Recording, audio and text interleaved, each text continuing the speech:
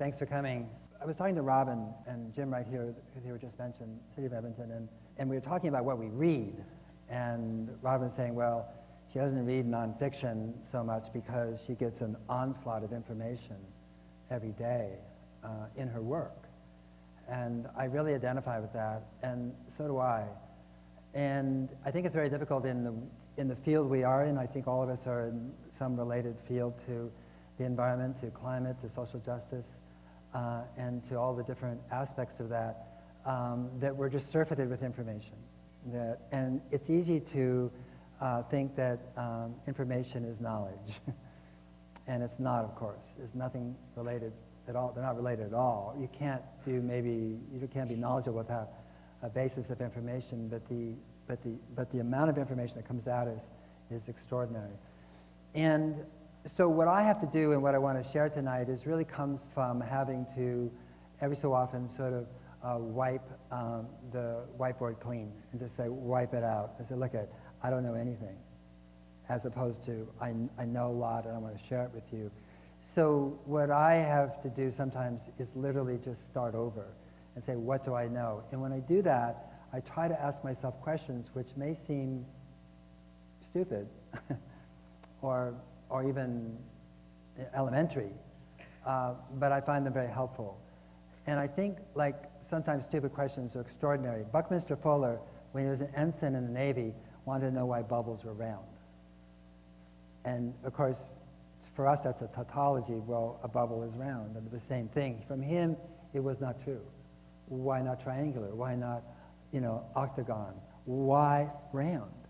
And out of that came tensegrity and the geodesic dome, and so many things that he was known for came from asking that question as a board ensign in the Navy looking at the wake of the ship. And I can give you many other examples of famous inventors who asked basically simple questions. I will not be famous for this question, I can assure you. But my question to myself is this, which is, how big are we? Because what you hear about in terms of climate change is like there's too many people doing terrible things, and we're losing the ship. We're losing the Earth. We're going to lose climatic stability, and there's a huge threat to civilization.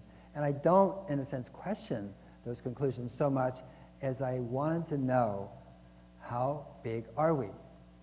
And what I mean by big is I don't mean how many. How many is nearly 7.1 billion people. And I would just propose to you that has no meaning to any of us. What do you have a billion of? What did you count a billion of?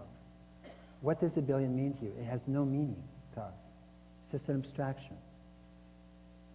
But big we can see, we can feel, size, scale, so forth.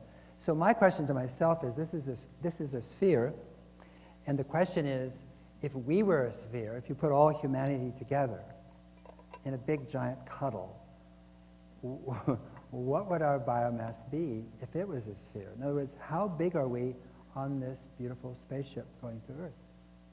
You want to think about it for a minute? I know it's kind of an odd question, but what would be the diameter? You can yell out an answer, it's fine. Huh?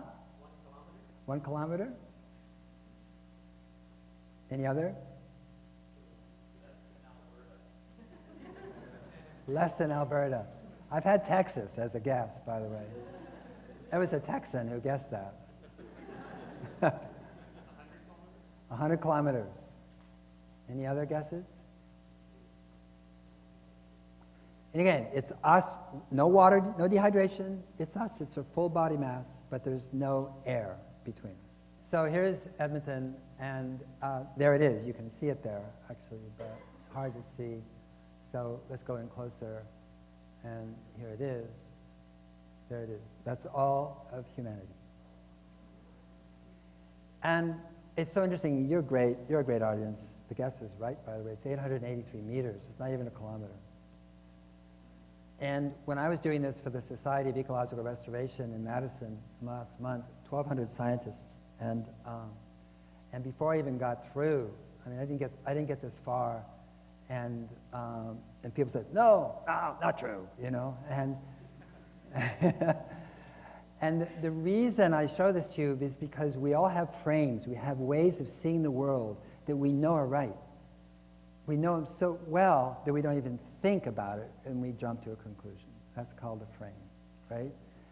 And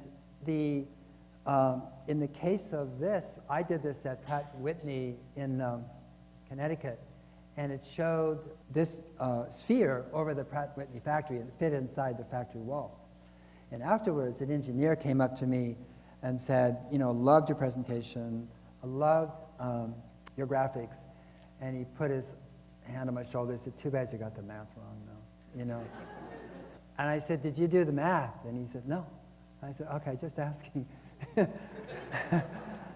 So I want to suggest to you that there's other things, that there just could be other things that we hold in our mind as being so, that may not be so. And this is especially important when we think about climate and climate change and the predictions about the future. And this other sphere here is the carbon that's emitted every year. And when I showed this in Toronto to business executives who are very literate about the environment this year, they thought that was the carbon emissions of Toronto. And I said, no, it's not. They said, oh, mean Canada? I said, no, for the whole world. Okay, that's our carbon emissions. So there's humanity, there's our carbon emissions. And what I asked them, because business has a very strong bias for action, is, does this look doable to you? Because it does to me, and I just want to know if it, and they said, yeah, this looks doable. When you think half of that is actually already being sequestered by the oceans and by the land, right? So only half of that sphere is actually going up into the upper atmosphere, about 18 billion tons of carbon, right? So, yeah. And they hadn't looked at it this way, and I'm not saying it's easy to do by any stretch of the imagination, but what I am saying is that when you look at it this way, it looks very different than when you abstract it. You know, so many billion people, so many billion tons, and so many coal plants, and there's so many. And when you look at it this way, you realize that, in fact, humanity is just a speck on the Earth. Just a speck. Altogether, we're a speck, you know. Separately, we're really a speck. And there we go. Gone. Bye. Okay. So what I'm saying here is, though, what's a takeaway? This speck does so much. It's amazing. It's hard for us to understand the value of small things or the impact of small things. And if I was to have a little sort of 14-inch yoga ball right here like this, or whatever that ball would be, that would be all of the estrogen or the estradiol in the world. And believe me, it runs the world. It's in men too, you know. Yeah. So that is all the hormones that runs 400 activities in the human body and influences them. And it just fit like this, right? So in the same way, though, the population doesn't understand what a big influence carbon dioxide has. You know, because it seems so small, so inconsequential. What are we talking about here? You see it that way, you think, how could that have such a big effect? And how sensitive this spaceship is, how sensitive the Earth is, how sensitive we are. It's only gone up in the last 100 years about 2 to 3 watts per square meter, the heat. That's nothing. 2 to 3 watts? Nothing. It's a huge amount of energy that's changed the flux on Earth. And so I want to show this in terms of who we are. So we may be a speck, but this is the Pinheiros River in Sao Paulo. This is a really beautiful river, actually. But as you can see, this is what humankind does. You know? And this is the rim fire. It's we think it's the biggest fire in California history. Can you relate it to climate change? No, you can't. Not really. Correlation is not causation, but it's still our biggest fire in history. And this is actually a traffic jam that's still going on. It's in China. You see 24 of the lanes there. There's more lanes underneath. It's 100 miles long. It's been going on for over a month. goes from a city 100 miles from Shanghai to Shanghai. They're doing some construction somewhere.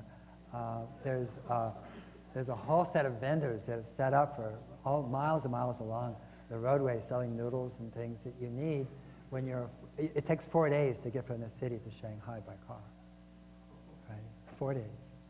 And you think, okay, this is really brilliant. And so the specs are doing things like this is Calgary, and it's not Calgary, it's Boulder, it's Typhoon Haiyan now. It's so many places in the world where you get this extraordinary change in the intensity of weather or intensity of rainfall, which just absolutely destroys what we thought was the norm. This you know well, it's here. There's the tar sands. This is what we think is a good idea to get energy. Not so good. This is what happens when birds interact with the way we get energy. And this is what happens to birds in Midway Island. This is Chris Jordan's work. You may know Chris. Midway is the midway between, Asian continent and North America. That's why it's called Midway. It's to the west of the Hawaiian Islands. And this is what the albatross look like when they die, because they're so full of plastic, both the young ones and the mature adults. They die earlier than they should, and they die full of detritus from plastic that is floated there not from that island, but from both continents, primarily from Asia. So even though we're a speck, we have an enormous impact. And what's happened especially with Typhoon Haiyan, which is arguably the largest storm in history, human history, that we know of. Maybe we're wrong, but certainly it's been argued that, is that we now know that climate disruption is not a prediction. We don't have to worry about that anymore. It's here. So, in other words, we'll put that one aside. It's not something that's going to come to a neighborhood near you. It's here. And what it means is that we live in one habitat. We think we live in different habitats, but now, the Earth has become one place, really, in the view of climate change. It's one world that we live in. And either we unite or we're going to be forced to unite in some way, because we are no longer, in a sense, ghettoized or siloed into different places and citizenry and nationalities, because climate change knows nothing about that.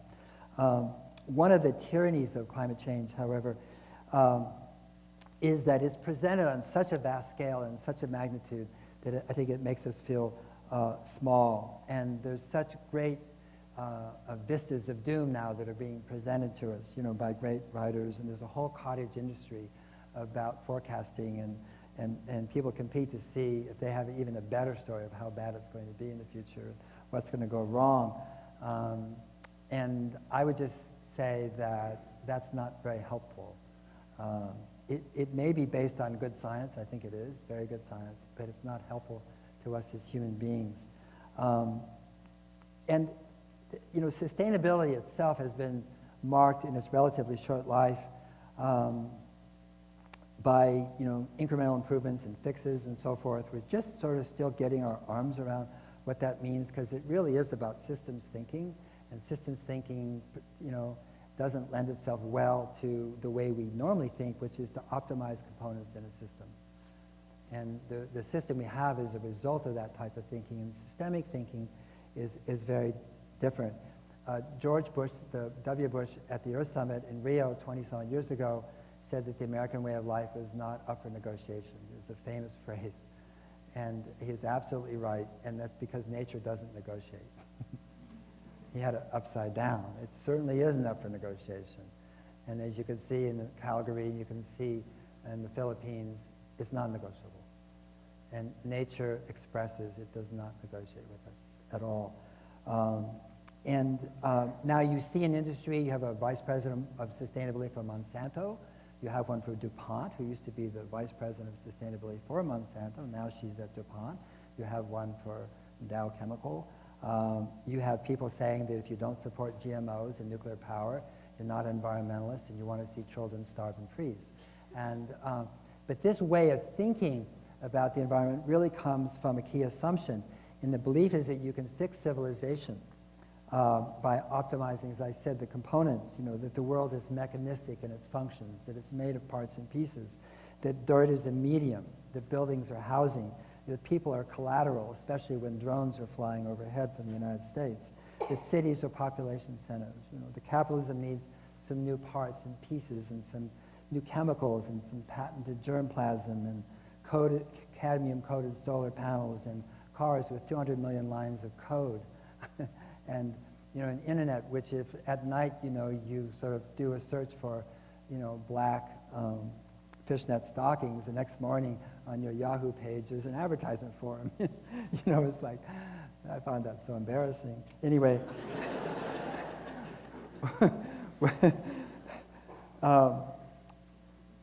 what we need to do is change how we see the world.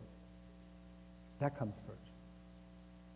Because how we see the world is reflected in how we think we're going to even fix the world. And how we change the world is going to come from how we see ourselves. And then how we see ourselves is how we see each other. So this is about sort of looking at climate change and the solutions to it a little bit differently. First, I want to resurrect the word carbon.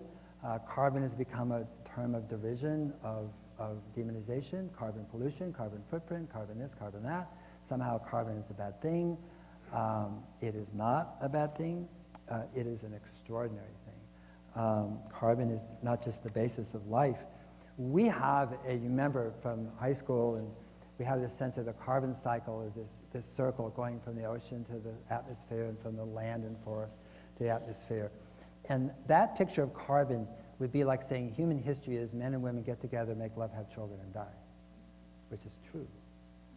But it's not human history. And that picture of carbon is so cartoonish and ridiculous that it really just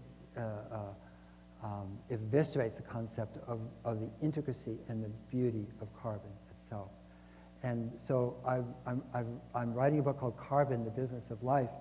And the first a line of that is carbon is the element that holds hands and collaborates. It is, besides oxygen, the friendliest atom you could possibly imagine. It loves to combine, do things, work with other molecules, and make things all by itself. No help from industry, right? It's in the vast majority of all compounds on Earth. I remember doing a climate ride, and we were coming down into San Francisco, and I was going to speak at City Hall, and then the whole group of several hundred bikers broke into a chant, and da-da-da-da-da-da-da, we are carbon-free, da-da-da-da-da-da, we are carbon-free, and I'm going, I hope not. And I was like, we had just stopped at the Presidio, had coffee and bagels, carbohydrates, and then we're all on carbon-frame bicycles, and we're pedaling, which means the sugar is working, and but there's this idea somehow the carbon is over there, we got to get rid of it. And carbon is the answer to our nightmare, not our nightmare. Combustion of hydrocarbons, now that's a problem for sure. And the way we use our land, or misuse our land, or abuse our land, that is definitely a problem. But in a sense, what I want to circle back on is that we become very good at imagining the end of the world, but not very good at imagining the beginning of the world. And what's become unimaginable, what is unimaginable one time is the loss of civilization, what's happening. What's become unimaginable now is the belief that we are intelligent, problem-solving animals, and that we're brilliant and we're extraordinary. And that we are going to do something about this, and that we are right now. And one of the things I spoke about earlier today in this workshop with David Kahane was really this, we conflate two things. We see the inertia and the momentum of the damage that's occurring. But the momentum goes back decades and centuries. It goes back a long, long time to the very beginning of the industrial age and even before that. Shell oil is hundreds of years old, It didn't start 10 years ago. And this wanton use of carbon fuels to fuel everything we do was a great blessing in many, many ways, and now it's a curse. but it has tremendous inertia. The movement to address the salient issues of our time, including probably the most important one, which is global climate change, climate disruption, is new. It's very new, it's very nascent. It's still finding its way. And what's happening is you get what I call the narcissism of failure. You get people saying, oh my God, this is happening, this is happening, this is happening, this is happening, this is, all the bad things are happening. We're failing, failing, failing, failing. So therefore, we are failing. And I'm saying, don't conflate what you're doing, the small, extraordinary movements in humanity towards changing how we inhabit this earth and how we relate to each other, with the inertia and the momentum of the past. That is not a failure. We are not failing. And the analogy I give here is the human immune system. And the immune system can only come into play when there's something to do. If there is something that comes in that's a not you, that's tagged antigenically, then the immune system can come into it its own. Right? So it follows. There's a lag time. We know that. But what we know about the immune system is that the better, the more connected it is to itself, the more powerful immune system you have. And this movement, whatever you want to call it, that I wrote about in Blessed Rest, that we all know about and all are part of, is connecting more and more of it to itself, all around, in cities, in regions, in states, in countries, and globally. And as it does so, it becomes a much more powerful movement. And I ask you this, which is, where is your immune system? Where? Find it. You can't find it. So we have this idea that somehow, if there's going to be serious change on the planet, there should be some centrality to it. There should be some big organization. Somebody should be ahead of it. There should be a charismatic white male vertebrate saying really clever things. But actually, thank God there's not a white charismatic male vertebrate at the head of this movement. Right? This is a very, very different regime that we're going into.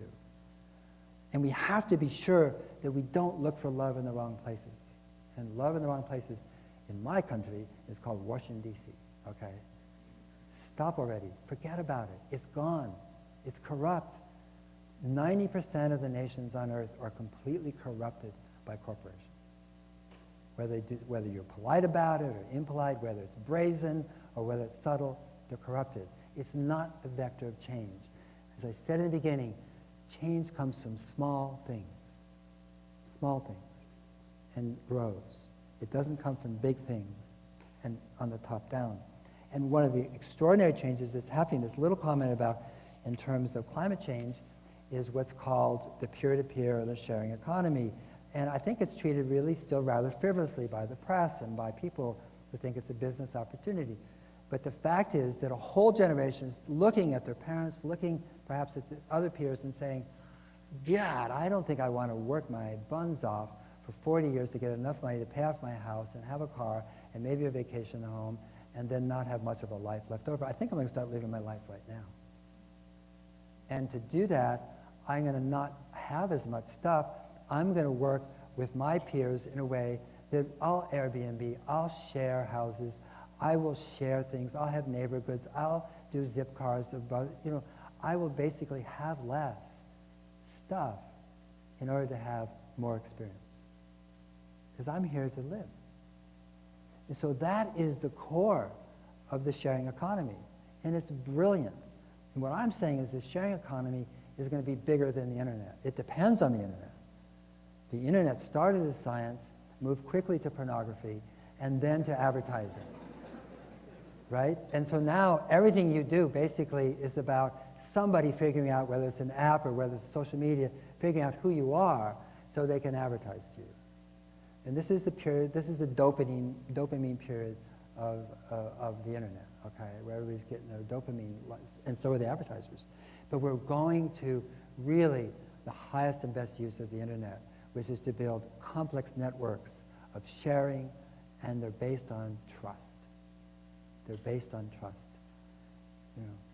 And this is the world knitting itself together in an entirely new way. I mean, I could just read names to you, the companies that are starting and the ways they're doing it.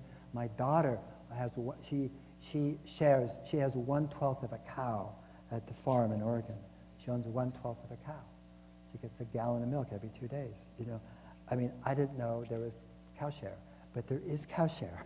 I always thought it was cow share. And it's just spreading like crazy. And so the footprint of humanity is dropping.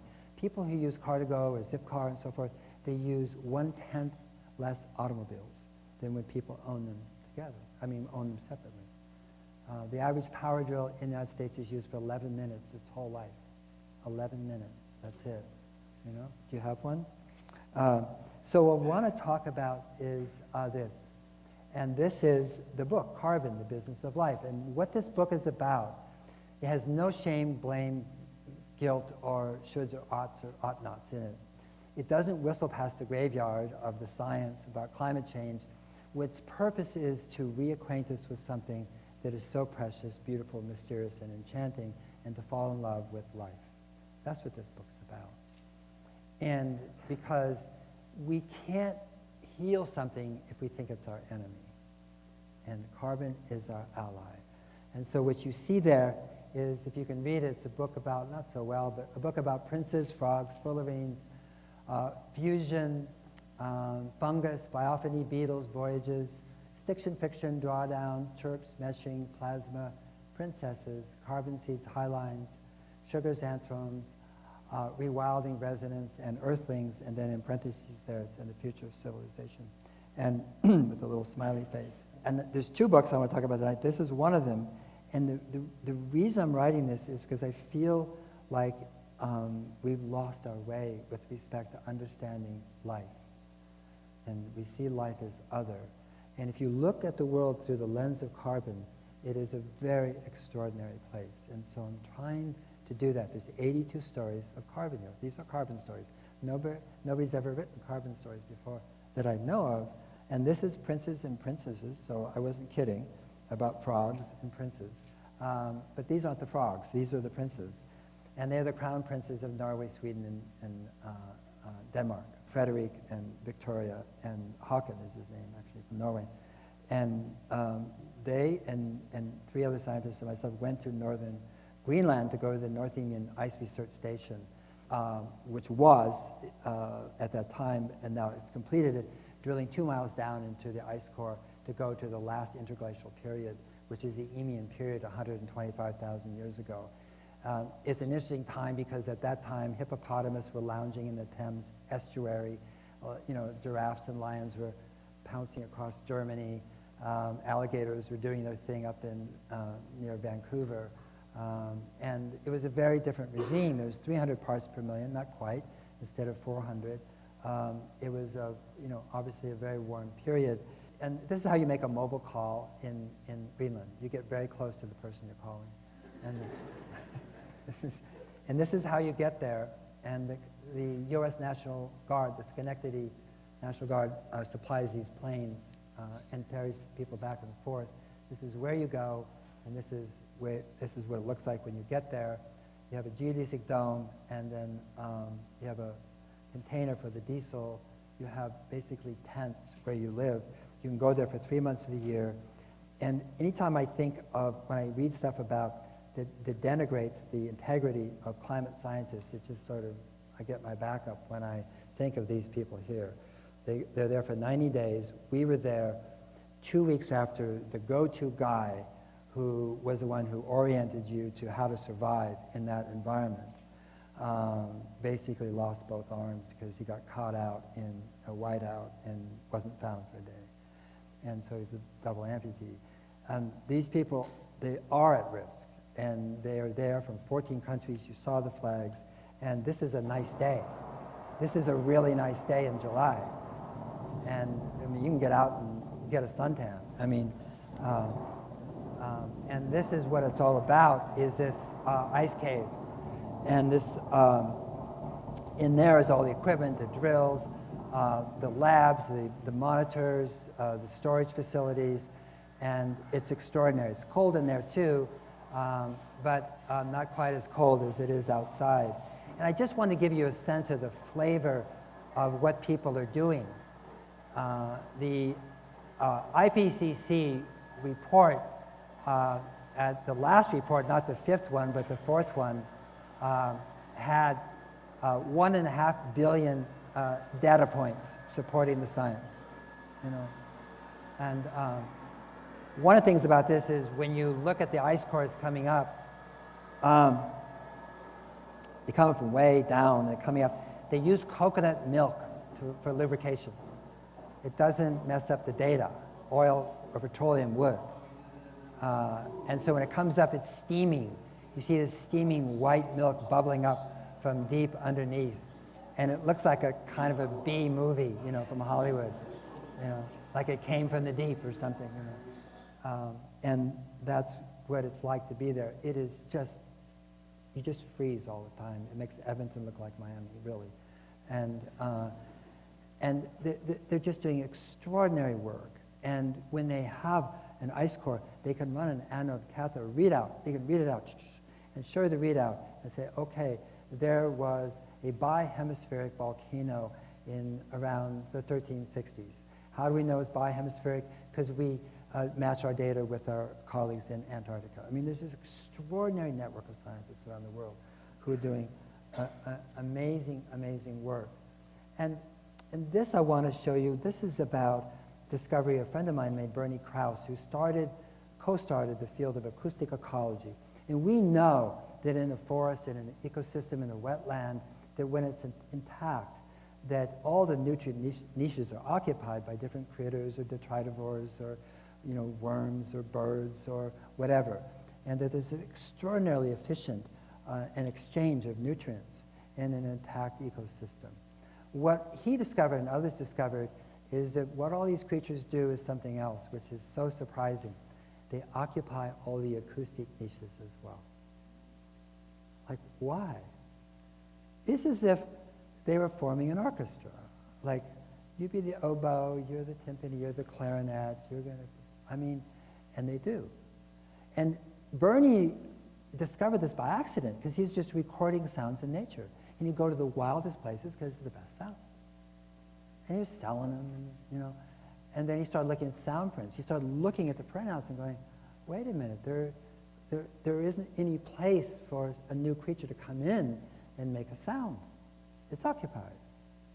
And then he went to places that had been logged or you know, damage had occurred, or a bridge had gone in over a wetland. And all of a sudden, the bullfrog, you know, which occupied that Hertz range, all of a sudden had competition. A Peterbilt truck. Boom, boom, boom, boom, boom, boom, boom, boom, boom. And the bullfrog, all of a sudden, like I said, couldn't communicate well. But what he discovered, and what they've discovered, is that you think that species are communicating to each other. They are. It's not all about mating. It is not. That's us projecting on them. They don't project that on us, that every time we say something, we're trying to mate, you know? But we project that on creatures and birds. But they're listening to each other. That is what the other creatures, you know, say, enunciate, sing, croak, growl, chirp, actually means something interspecies-wise as well. So what happens is when you get anthrophony, when you get human sound into an intact ecosystem, it goes into perturbation. That one species that you're occupying might be the one that goes into perturbation. When it goes into perturbation, the whole ecosystem goes into perturbation. And you get a collapse of life, and you get a collapse of sound. And Bernie went to one place, Lincoln Meadows in Sierra Nevada, intact, beautiful, virgin. A very sensitive logging company went in, says, we're going to log this. We use the best methods. We use helicopters, this, that. We won't destroy it. Not building roads. They went in. He went in 9 years later. There's absolutely no comparison. It never recovered in terms of this, you know. And it never recovered. You compare the sound originally and the sound later, never came back. So this is also carbon, because when you have an intact ecosystem, it actually sequesters the optimum amount of carbon, because it's life. That's what life does. It holds carbon. It's a carbon-based life form. So even when sound goes into a wild place, carbon is released into the atmosphere. And I'm not saying this to blame or saying we shouldn't develop. I'm just saying isn't this exquisite? The relationship between different species and ourselves and carbon and I mean, it's just extraordinary, the sensitivity. And what we also learn from this, which we'll learn for the next one, is about sharing. And we see the rise of the sharing economy. This is a tree. It happens to be on my farm where my daughter owns a 12-head cow. But this is called the mother tree, and this is the crown of the tree. And Dr. Suzanne Simard, who some of you must know, she's at UBC and has done extraordinary work with her students in terms of trying to figure out what's going on in the forests. And for most of the 20th century, the science of forests and vegetative communities was that plants compete for like nutrients and water. They're out there like, hey, and may the best plant or the best tree win. And so we would look at trees, and one's taller, one's shorter, and going, okay, that's evolution, and that's Darwinian evolution in, plain sight. Well, what Dr. Simard did is basically look at vegetative communities in a very, very different way. And again, if you saw plants together as communities, for most of the 20th century, you were sort of drummed out of the botany corps. You were like, come on, they're individuals. These plants are individuals. They're acting like individuals, just like we do in business and the economy and civilization, right? And what she did is she injected carbon-14 into these mother trees, these large, large trees, and then began to trace it. And she would trace it to saplings that are hundreds and hundreds of feet away, hundreds of yards away, very rapidly. And there's these huge mycorrhizal fungal networks underneath the forest, underneath our farms, if they're farmed correctly, but most of those are gone, in the soil, that act as these exquisite networks, transferring information, water, and nutrients to other plants, not only of the same species of fir, but also other species, not only the trees, but the shrubs. If one tree is in a sere, dry area, and it's in a wet area, it'll donate its water to that tree. Why? Why? And, I mean, Dr. Simard said the tree is acting altruistically. She said it's acting, they call it a mother tree. She's a mother, she should know what a mother does. Her men colleagues didn't like that one bit. And because there's still this vestigial idea that somehow the plants are individuals, when in fact what we now know is that this is an extraordinarily complex community where there's mutualism, tremendous amount of mutualism and sharing. And we can project on anything we think we want to project on it in terms of why it does so, for survival, all that sort of stuff. But what we know is that whether it's in biophony or whether it's here, is that the world that we see, the world we live in, the world we come from, the world we derive our poetry and our food and our nutrients and our inspiration from acts very differently than we've been acting. And that's the most important thing. And our model, our paradigm of what business should be, what governance is, what nations should do and not do, is really anachronistic, truly broken, truly incorrect, truly not helpful, truly causative of the problems we face as opposed to curative. And that's what the forest has to tell us. Now, when we go back to climate change, and I know this is a quick shift, this is a way we often present information to people. And if you're a geek, and I think many of you are, I recognize you, I'm one, I love information like this. I can stare at it and go, wow, a person really got it together. And, but this isn't really helpful to the population as a whole, is what I'm saying. It doesn't really win the day. And if this is good compared to this one, this is the National Geographic, which normally you associate with extraordinary graphics and good infographics, good presentation. This is, yeah, people are looking at it like, what is that? It's the so-called stabilization wedges of the Carbon Mitigation Project from Princeton University, from Sokolow and Pakala. And it was printed in 2001, or the first wedges were published, then. And it was the academic response to climate change, what we should do, right? And this is the National Geographic trying to make it accessible to its readers. And the whole idea of a wedge, I mean, think about it.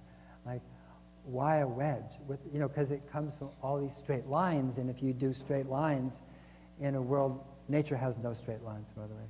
If you do straight lines, you come up with wedges, and you come up with this abstraction. These are the mitigation measures. These are the stabilization wedges. This is what we have to do in order to stabilize carbon at 550 ppm, all right? Now, at 550 ppm, nothing is stable, I can assure you that.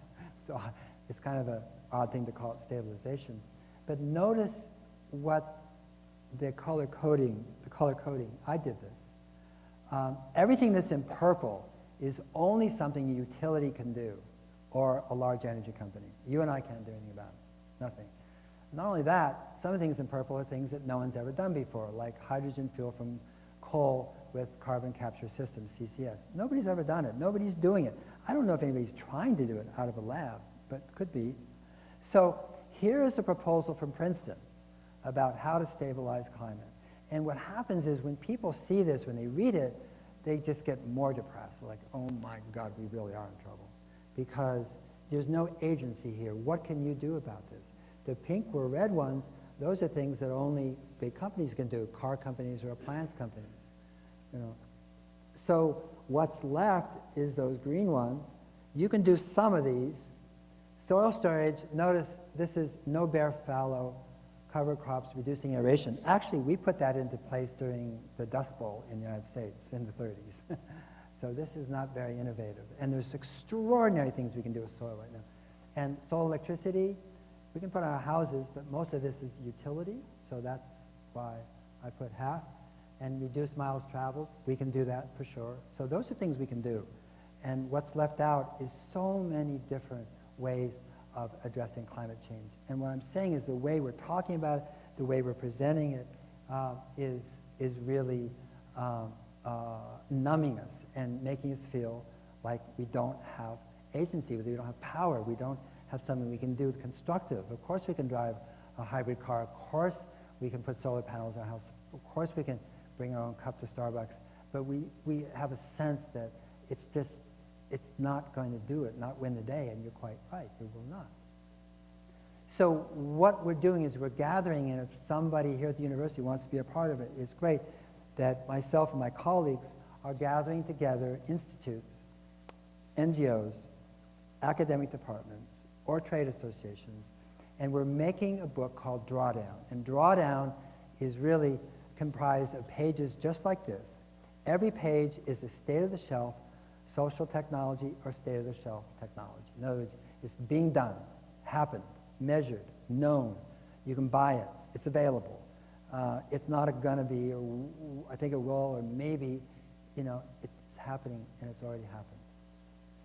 And what we're saying is, and every spread is like the history, where did it come from, how does it work, when it was invented, 1872, when did we become interested that it emitted light, 1960, what happened between then and now, what is the cost, what is the efficiency, 10 times more efficient than an incandescent bulb. And then on every page, we organize this according to agency. And the agency is right here. And this is really, really important. And we start with individuals, what individuals can do. So those are the first 30, 40 pages. Then what neighborhoods and streets can do, what communities can do. And then what can facilities and buildings like this, what can they do? And then after that, what utilities and businesses can do. And then what happens after that is what cities and towns can do. And then after that is rural, what farms and forests and grassland managers can do. And then comes states, and then comes countries, and then comes global. So it's organized according to agency. So if your dad is Jim, and you come home and he doesn't know anything about sustainability, okay, nothing at all. He was like, she does, she's come from school. And she says, Dad, here, I've marked this book, everything from this page back to individual, you have agency over. Because you're not really a city manager, but I kind of think, I'm going to make you city manager right now. And you have, so now he can then look at that and say, wow, okay, and the benchmark is what city's doing it. It's not just being done, but who's doing it and how and what are the resources? Where can you find out more about it, right? And so he can do that, and then he is got buildings and facilities, and he's a part of a neighborhood, he's an individual, etc. So he has agency all through those. The rest of it he doesn't, but he votes, just like the rest of us. And then on the bottom of it is probably the most, in some ways, the most important part, and it's the dashboard. And the dashboard starts with years to implement. How long would it take for us to implement LED lighting globally? Pants on fire, at least smoking, but really reasonably. Come on, it scales, it takes time, it's not going to happen overnight just because you want it to. So you have to come up with a reasonable figure, and you talk about your assumptions. So 15 years, what would be the first cost? And this, by the way, is a plug number. It's actually much, much higher than that. What would be the first cost? What would be the net cost in savings for that over a 30-year period? Would it cost us money, or will we save money? Save money in that case. Then every page, as you turn the page, has cumulative costs, cumulative savings, and then the right side of the page has the same thing for carbon. What would it mitigate in terms of carbon over 30 years? What would be the ppm reduction at the end of 30 years compared to what it would be otherwise? And then what would have been, actually the prediction is much higher in 30 years from now. We did this earlier, 500 and something. But what would be the cumulative ppm reduction at that part when you get to the book? So it's kind of like a flip book, like you can just see it, and you can just turn the pages, and what you start to see is that, that kind of Al Gore stepladder asymptote to hell, to Venus, you start to see it feather down. You start to slowly see it changing, and changing, slowly, page by page by page. And at one point, you hit stabilization. You hit a plateau where there's no change year to year. And the next year, you have a slight inflection down. That's drawdown. And there's no point in aiming for stabilization. None of us want stabilization.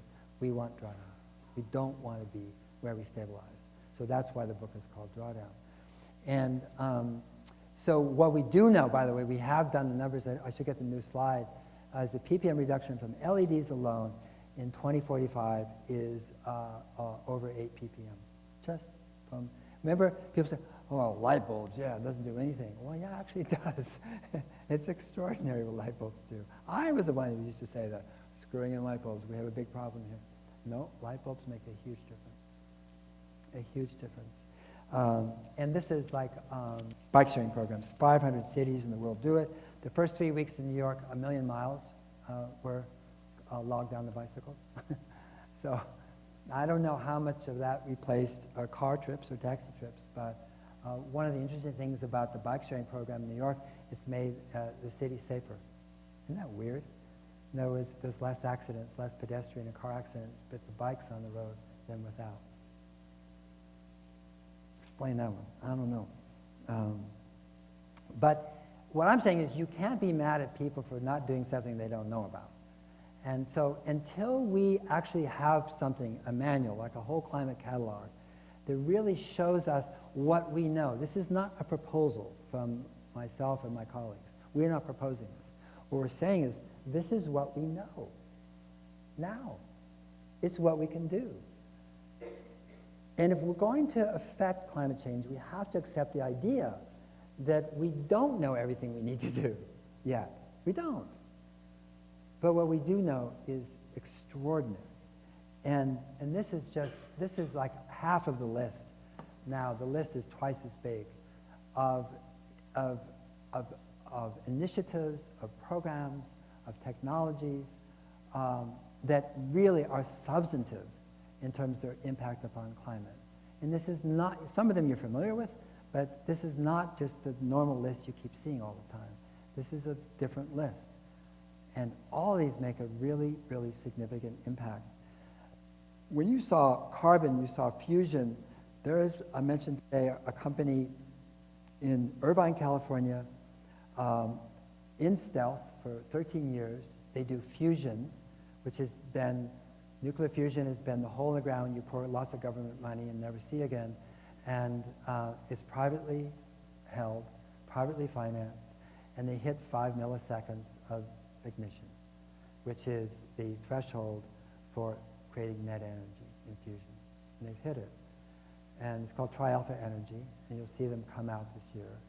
And they have the goal of replacing coal completely. And they're on it, and they're brilliant scientists from, I don't know how many languages are spoken there. Extraordinary. There is a new company in Silicon Valley that has reinvented the refrigeration cycle. They got rid of the compressor altogether. It's electronic. They reduce energy 70%, water 90%. As you know, the biggest draw, or may know, in the developing world is air conditioning on electricity, on coal-fired power plants. It's air conditioning. People don't want to boil and heat. Electrochromic glasses, glass, not glasses, but glass in buildings is coming, which is so sensitive to heat and light, and that we can reduce energy in buildings by an extraordinary amount. You have light bulbs now. Light bulbs exist. They have, each light bulb has an IP address. Each light bulb is going to the cloud. Each light bulb has sensors in it. It is like, you think the NSA is intrusive?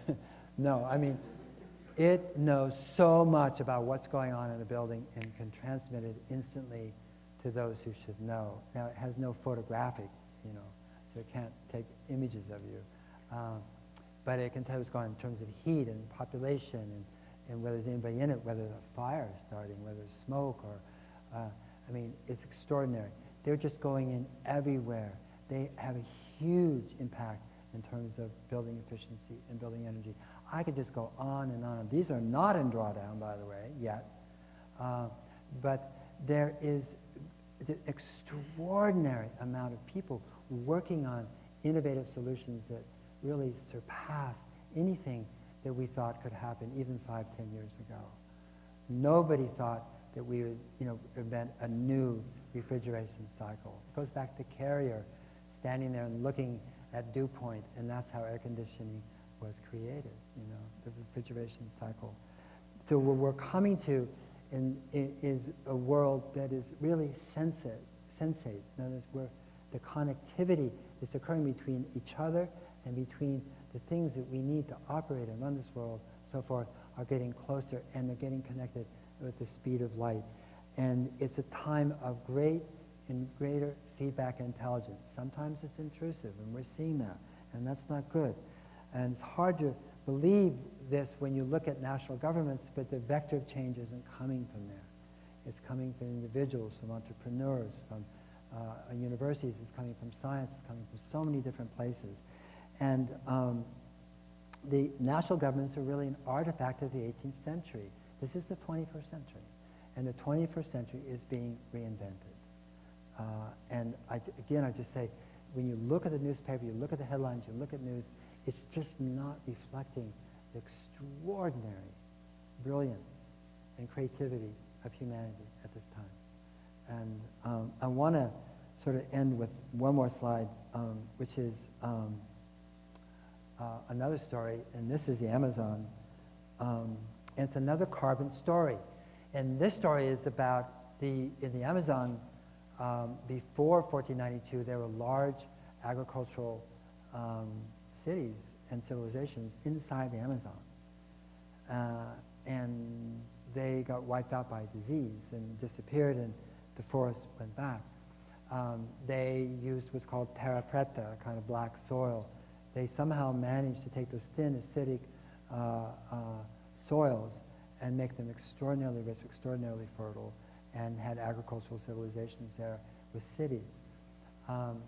But what happened, of course, in 1492 and thereon was the introduction of European, Spanish, and Portuguese initially, but with disease. And disease wiped out 90% of the population in North and Meso and South America before a century had lapsed. And there was this huge collapse of the indigenous population. And what we have to understand is that in Meso and South America, but also North America too, but especially in Meso and South America, it was a huge agricultural civilization. Not maybe up there with India and China, but right up there. Certainly much, much, much more developed than Europe in every sense of the word. And it collapsed. And with that collapse, you had the sequestration of carbon. You went back to bamboo and forests, and actually carbon levels fell all during that century and the next century. And you got this cooling period in Europe, especially, and in North America.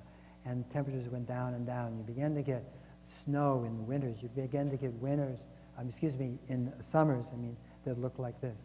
In other words, you had snow that actually never went off the ground for the whole summer in Nordic countries.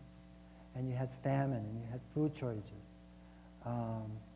And during the next century, there was a man born named Antonio Stradivari in Cremona, Italy. And he came from a family out of town that made instruments, violins and cellos and violas. That's what they did to this day. He grew up to be a violin and cello maker, and he specced his wood from Scandinavia. He specced spruce trees. And the trees that grew during these, all during these 2 centuries, their rings hardly showed. In other words, they had almost no growth rings. They had them, but they weren't really growing during the winter because they were surviving, but they weren't growing. And as you know, those of you who are woodworkers, that kind of grain is gold. It's so beautiful. It's beautiful to look at, it's beautiful to work, but it's also extraordinarily resonant. And Stradivari made these, which are the Stradivarius violins, which are worth $3, $4, $5 million today because of their sound, extraordinary sound. And so what I want to close with is I want you to hear one. And this is Joshua Bell, probably the most eminent American violinist, playing O mio babbino caro, which is a famous Puccini aria. Usually you hear it sung. Sometimes you'll hear it at weddings and so forth. But it's really one of the most beautiful arias ever composed. And this is the Gibson Ex Huberman Stradivarius violin. And what I want you to think about or feel is that forget Puccini, forget aria. This is life. We are life. We are life. It's not out there. And this is our sound. We make sounds too. And when Puccini was asked once, how can you write such beautiful music? And he said, I don't. He said, I hold a pen, right? And God writes the music. And for me, God is life. I don't think of a God. I think of life itself. And its vastness, its mysteriousness, its complexity, its beauty. That to me is God, all right? And to me, what we're talking about in this century, to make it through this century in a way that's civilized and beautiful and extraordinary, is that we have to hold our pen, but we have to let life speak through us. And to do that, we cannot demonize the world, whether it's people, or whether it's carbon, or whether it's governments, or whether it's corporations. It doesn't mean we don't speak truth to power. But we have to ask ourselves this question, because we did it. We did this. Did climate change happen to us, or is it happening for us? Think about it, right? Because if it's happening to us, then we're victims, and we're cut off, and we're separated. From who? We're separated from each other because somebody victimized us, somebody did it to us. But if it's happening for us, we are so empowered. And we see this as a gift, not as a curse, to reimagine the world. Every single aspect of it. Because climate change is the transformation that transforms everything, everything. Nothing will be the same except deeply held human values and sensibilities that come from being alive, you know? And I just want to leave you with this idea that the solutions that reside in life, that reside in nature, surpass everything that we think is possible. And they're there. They're right there. We've just begun to scratch the surface. And so climate change, you can see it as like, why was I born now? Why me? You know, or you can see it, this is such an extraordinary time to be alive. Couldn't be a more interesting time, a more innovative time, a time in which humanity will either learn, as does carbon know, to hold hands and collaborate, or it'll be the end of civilization, for sure. Because the only civilized thing we can do is come together. And it will wipe out in the artifices of difference, whether it be race, boundary, sexuality, gender, religion, all that stuff is meaningless. Absolutely meaningless in terms of our connectivity to each other. You know? And that's really what climate change is saying to us, is that life wants to speak through us. So let it. It's fun. It's beautiful. Thanks so much.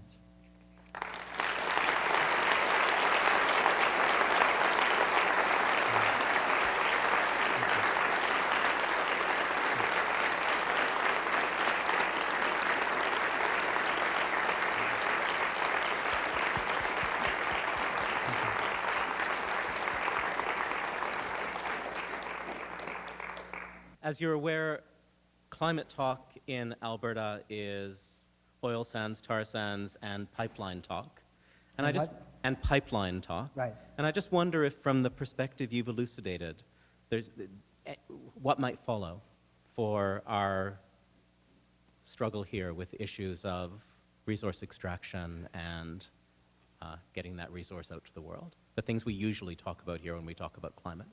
Yeah, we were talking earlier today about this sense that I spoke about not seeing companies or people as other. In other words, they're not other, they're us. This idea of self is an illusion. And at the same time, you see things which are extraordinarily absurd, which is tar sands. And I think it's absurd for many reasons, but the most absurd reason is that there's such a low yield of energy from it. It's the highest amount of carbon you could expend for the least amount of energy. So it actually isn't even economical, and the only reason it's economical is because the natural gas is so cheap to heat up the tar to extract the oil from. And if it wasn't true, then the thing would collapse of its own weight. And seeing the world in an integrated way does not mean you don't speak truth to power. It doesn't mean you don't clearly, courageously address it. It just means you don't demonize it. They're not the evil, it's not enemy, it's just other, in the sense it's somebody else, it's some other group, it's some company, but it's still, you have to own it. You know, did anybody drive here? Did anybody fly here? Did anybody use fossil fuels today in the room?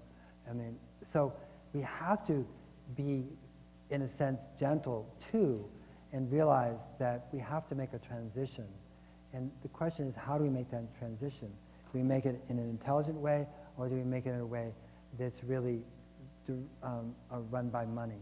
And the tar sands, to me, is a perfect example of something that makes no sense at all in terms of energetics.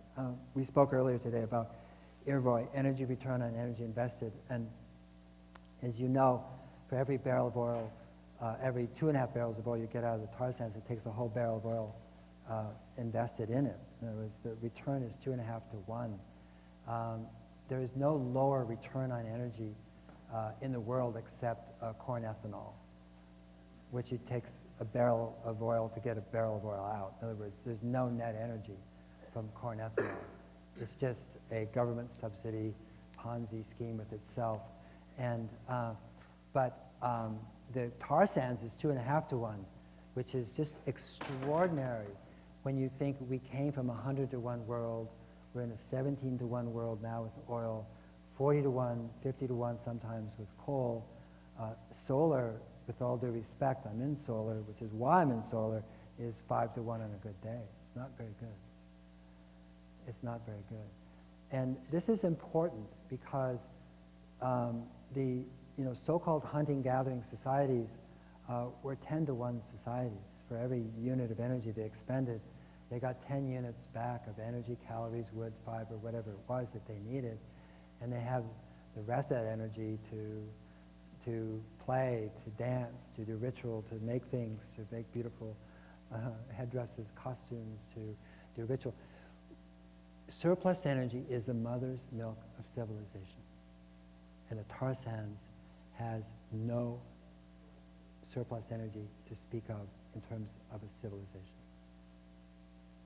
And that's, forget the fact that it's carbon from it, put it aside, And so the tar sands is just extraordinary. I don't know how it came to be. We have tar sands where we are, and we don't do it because it doesn't pencil out. I don't know why it pencils out up north, but it doesn't down south in the United States. So I think you should do everything you can about it, but at the same time to recognize, as I said earlier, has so much momentum. Statoil there, Shell's there. I mean, everybody's in there now. Companies that are huge. I talked to BP once, and I asked them, I said, what does it feel like to be the second biggest oil company in the world? And they said, we wish. And I said, what do you mean? He said, we're 17th biggest in the world. He said, Exxon is 16, the other 15 are state-owned or private. That's what's running the world.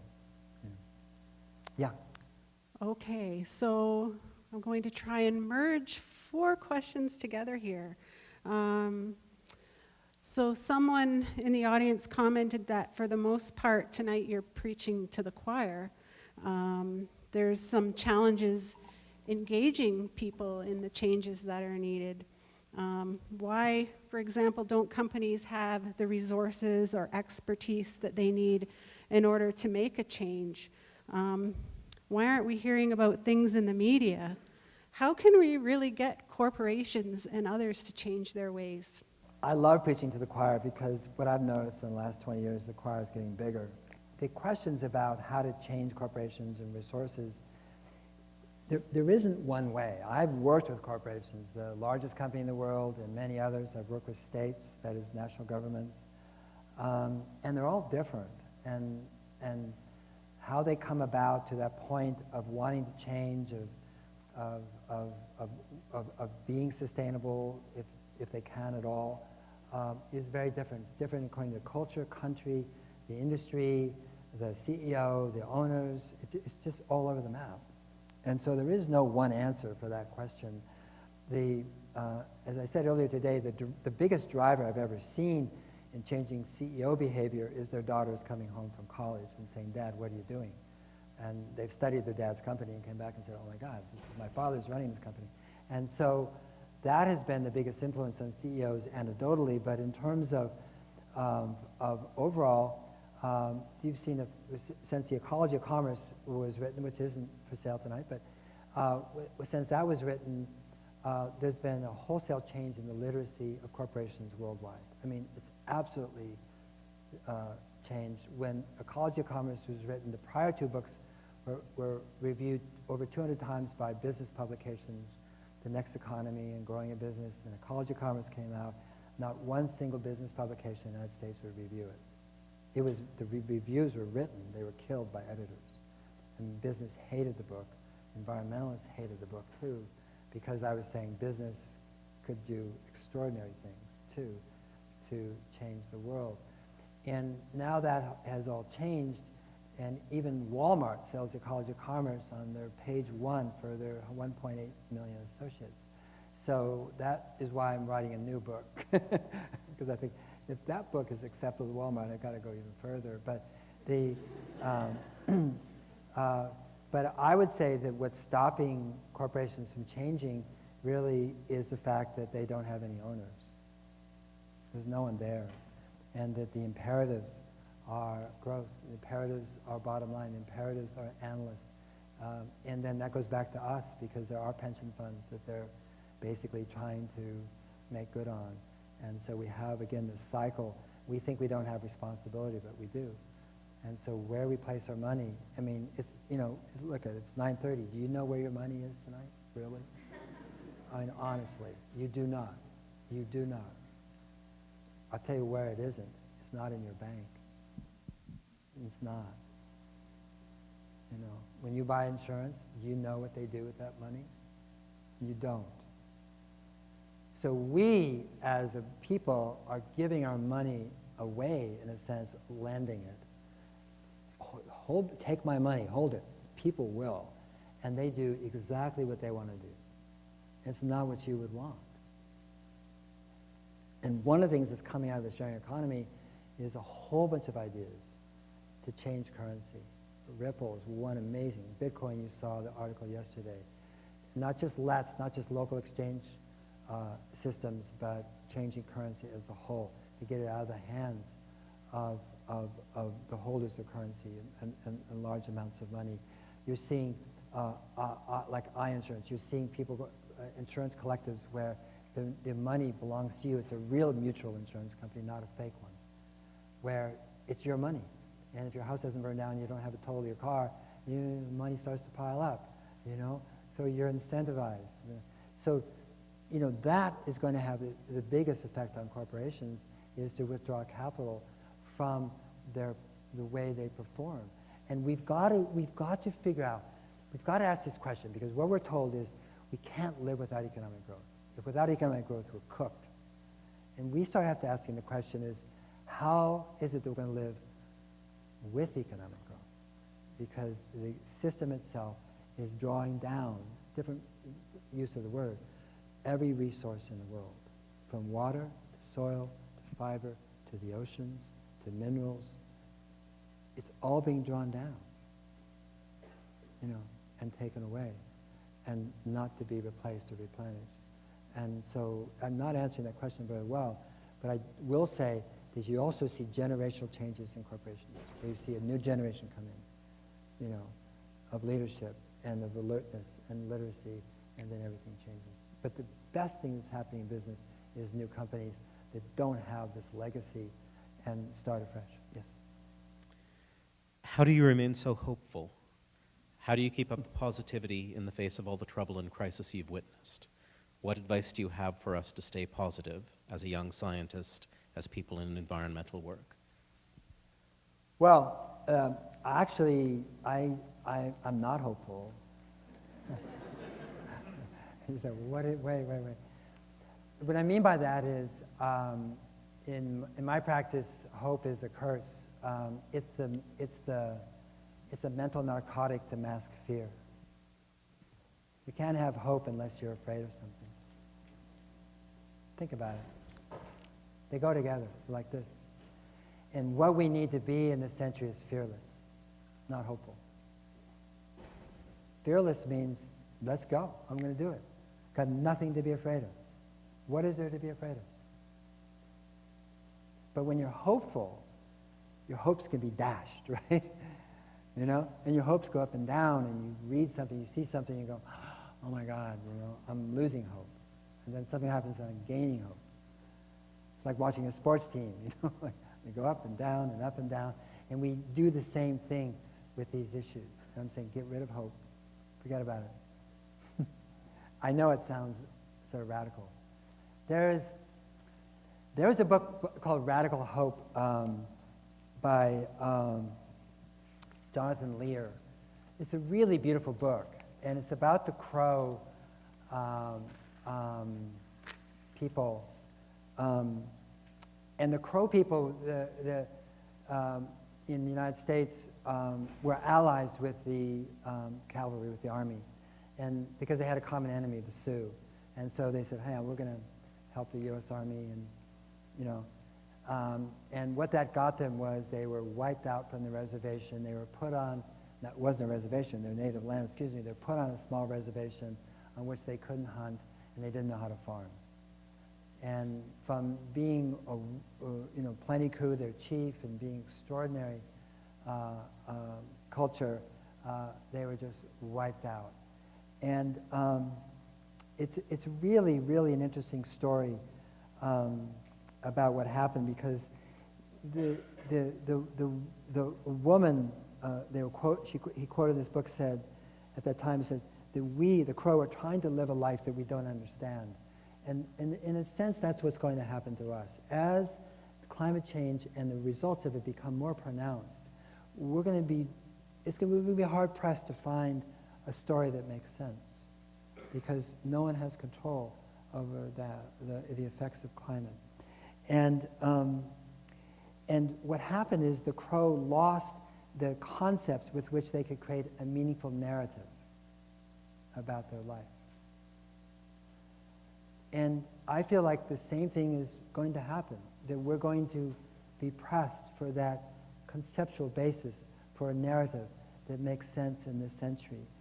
And what, in the author's term, what made hope radical for them was that they placed their faith in, and they directed themselves towards a future goodness that transcended their ability to understand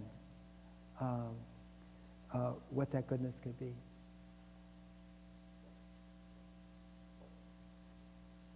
And that's exactly what we have to do.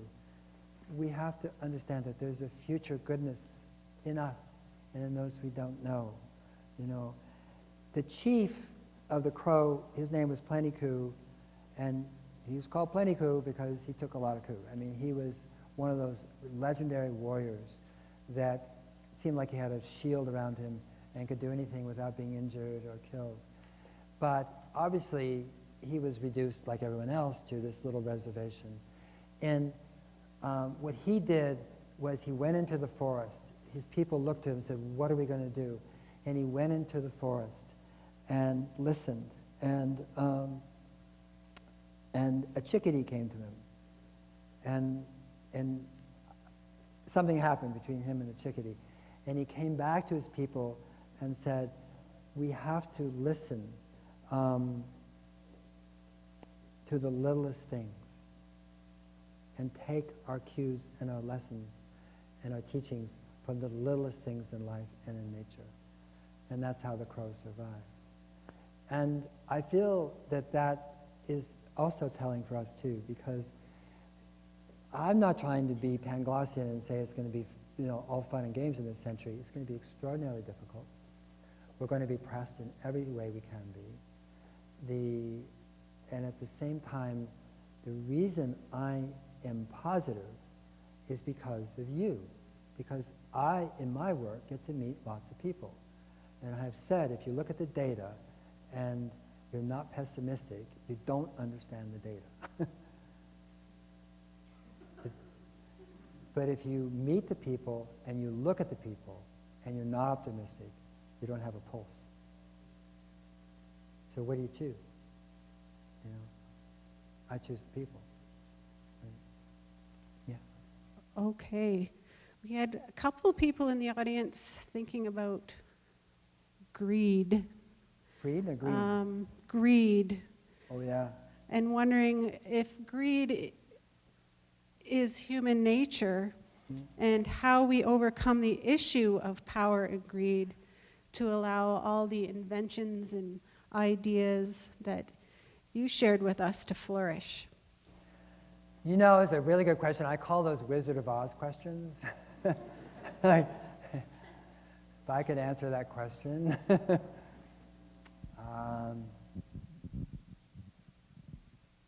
you can't. You can only overcome it in yourself. You can't do anything about other people's power, hungriness. You can't do anything about other people's greed. There's nothing you can do. But you can look at it and see it in yourself. And usually if it bothers you a lot, it means there's something in you that you're not really looking at. And we change people by changing who we are. We don't change people by trying to change people. When's the last time you appreciated when somebody tried to change you? Right? It's not welcome. But we love to be inspired. We love to be around people who actually, in a sense, challenge us. They don't challenge us directly, but they challenge us because we perceive something in them that we hadn't seen before, that we like, that we aspire to, that makes us think, that makes us wonder, that makes us curious. And those people are the pivot points by which we change.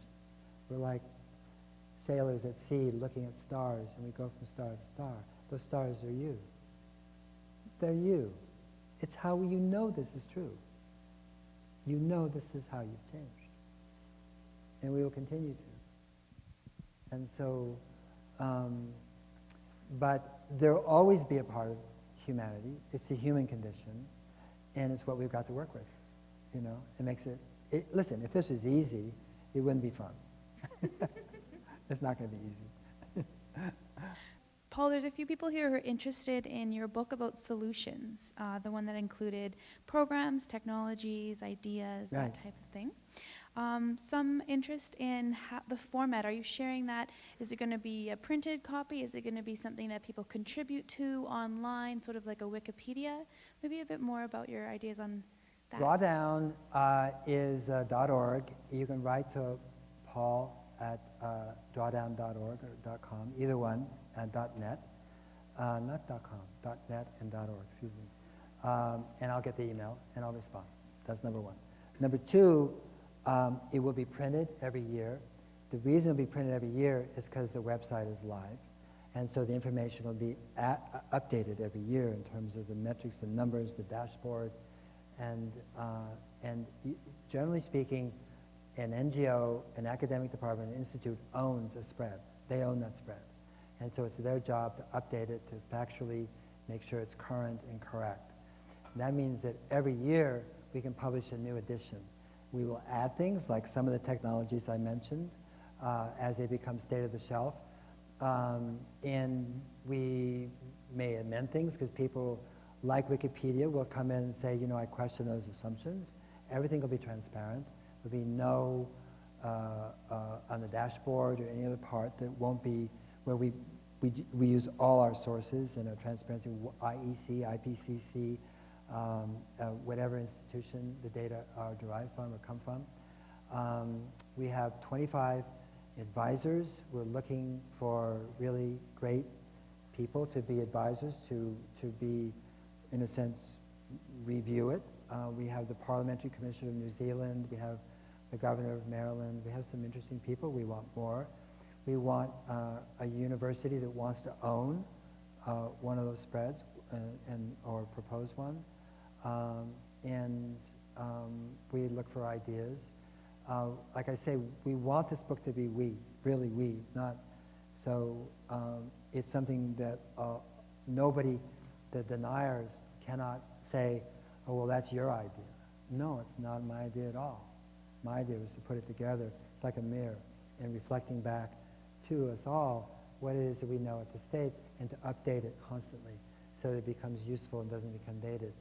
It's going to be a website, and on the website we also have, it can be used as a game, not a game so much as an assignment, something in between, so that you can take a 9th grade class and say, okay, you have $1 trillion, you have 10 years, come back tomorrow, who can do the most in terms of mitigation? That is not so easy as it sounds when you look at the dashboard. All the data is there, but you have 4 variables, and that's some algorithm, I'll tell you. And because you have time, and you have first costs, and you have rate of mitigation, and you have net savings or net costs, and you put them all together, and you're going to get a whole bunch of different answers, which is great, which means that whether they're 9th graders or 12th graders or whether they're in college or whatever, then they have to really know the data. They have to go in. And we don't want to have a calculator on the website where you can just find out, because that would actually nullify the whole point of it, which is for people to get in the data and really understand how it works together and so forth. So it also means about sequencing. What would you do first and second and third and fourth? And so that's how it's going to be constructed. So it's drawdown.org, or it's in an email at drawdown.org, drawdown.net. But Paul will go to me. So thanks. Thank you so much.